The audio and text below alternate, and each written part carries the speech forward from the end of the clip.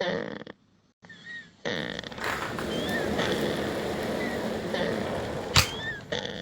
you feel at ease in the blue room, or energized and strong in the red room? Color has a notable impact on everyone's emotions and mood, even influencing certain decisions. In recent years, there has been increasing interest in the study of color on human behavior.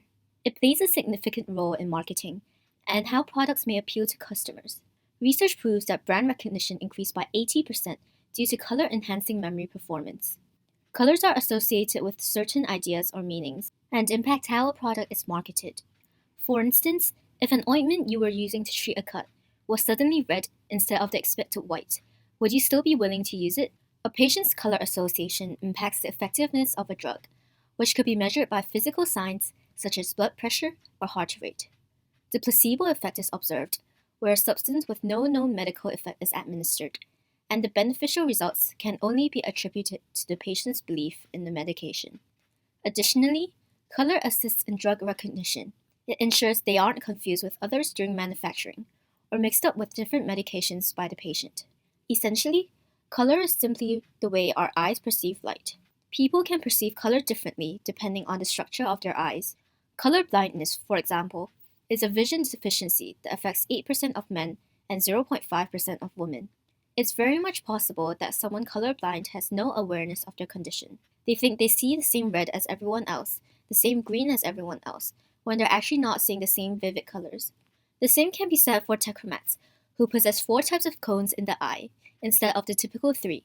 This allows them to perceive minute differences in color easily. It is said that they can perceive up to 100 million different colors, compared to 1 million in typical human beings. In their eyes, we normal humans would be the colorblind ones. Now, let's take a look at this optical illusion, where the tiles labeled A and B are identical in color. However, our brain still thinks of tile A to be darker than tile B. This can happen for several reasons. Firstly, tile B lies in the shadow, which makes our brain think it is lighter in reality. The concept of trying to negate the effects of lighting is called color constancy. Secondly, tile A is surrounded by light tiles, while tile B is surrounded by dark tiles.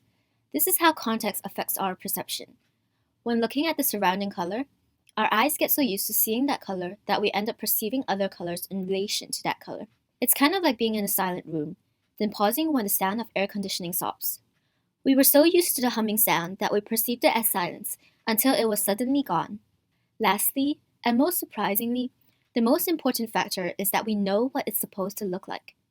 We've all seen a checkerboard before, and that recognition caused us to instinctively think that a light square must be next to a dark square, and vice versa.